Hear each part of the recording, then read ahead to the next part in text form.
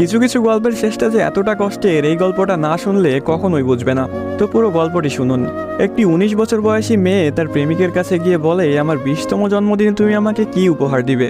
ছেলেটি মুচকি হেসে বলল, এখনো তো অনেক সময় আছে, আর সময় হলে তুমি তোমার জন্মদিনের উপহার পেয়ে যাবে। বেশ কিছুদিন যাওয়ার পর একদিন হঠাৎ করে এই মেয়েটি অজ্ঞান হয়ে যায়। বাসার সবাই বেশ অস্থির হয়ে যায়, কিছুই বুঝে উঠতে পারছিল না কেউ কি হয়েছে মেয়েটার। তারপর সবাই মিলে তাকে হাসপাতালে নিয়ে গেল। হাসপাতালের ডাক্তার অনেক পরীক্ষা নিরীক্ষা করার পর তার পরিবারকে জানালো, সাদিয়ার হার্টে একটা ছিদ্র ধরা পড়েছে। এখন যদি খুব তাড়াতাড়ি হার্ট পরিবর্তন না করা হয়, তাহলে হয়তো সাদিয়াকে আর বাঁচানো সম্ভব হবে না। সবাই এই কথাটি শুনে কান্নায় ভেঙে পড়ল। সাদিয়ার মা বাবা কিছুতেই মেনে নিতে পারছিল না। সাদিয়ার প্রেমিক সাকিব তার বিষয়ে ডাক্তারের কাছ থেকে সবকিছু শুনে বলল, এ কিছুতেই হতে দিবে না সে। তারপর সাকিব মেয়েটির রুমে গেল, দেখলো তার ভালোবাসার মানুষটি বিছানায় শুয়ে আছে।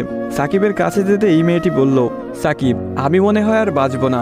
সাদিয়ার চোখের পানি মুছে দিয়ে সাকিব বলল, কে বলেছে তুমি বাঁচবে না? তুমি খুব শীঘ্রই ভালো হয়ে যাবে। মেয়েটি বলল, তুমি কি করে জানলে? ডাক্তার তো বলেছে আমার হার্টে একটা ছিদ্র ধরা পড়েছে, আর আমাকে বাঁচানো সম্ভব না। ধুর পাগলি, তোমার কিছুই হবে না, দেখো তুমি ভালো হয়ে যাবে। এভাবেই বেশ কিছুদিন যাওয়ার পর সাদিয়া সম্পূর্ণ সুস্থ হয়ে যায় এবং বাসায় ফিরে যায়। বাড়িতে ফিরে এসে সাকিবকে খুঁজতে থাকে, না পেয়ে সাকিবের বাড়ি চলে যায়। সাকিবের বাড়িতে কেউ নেই। অবশেষে সাকিবের ছোট বোনের দেখা পেল সাদিয়া। কিরে, তোমার ভাই কোথায়? সাকিবের বোন কোনো কথা না বলে হাতের ইশারা করে সাকিবের রুমটা দেখিয়ে বলে উঠল, টেবিলের উপরে আপনার জন্য একটা চিরকুট রাখা আছে।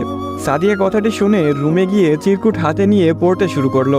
প্রিয়তমা, আমি জানি যেদিন তুমি এই চিরকুটটি হাতে পাবে সেদিন তুমি সম্পূর্ণ সুস্থ হয়ে যাবে, সবকিছু ঠিক হয়ে যাবে আগের মতো, যেমনটা আমি তোমাকে বলেছিলাম। আমি বলেছিলাম না কিছু হবে না, দেখছো তাই হয়েছে। তুমি আমার কাছে 20তম জন্মদিনের উপহার চেয়েছিলে না? অনেক ভেবেছি, কিন্তু তোমাকে কি উপহার দিব ভেবে পাচ্ছিলাম না। তোমার অসুস্থতার কথা যখন ডাক্তারের কাছ থেকে শুনলাম, যখন বললো একটা হার্ট খুঁজতেছিল, তখন মনে হলো তোমার জন্য এর চাইতে ভালো কোনো উপহার হয় না।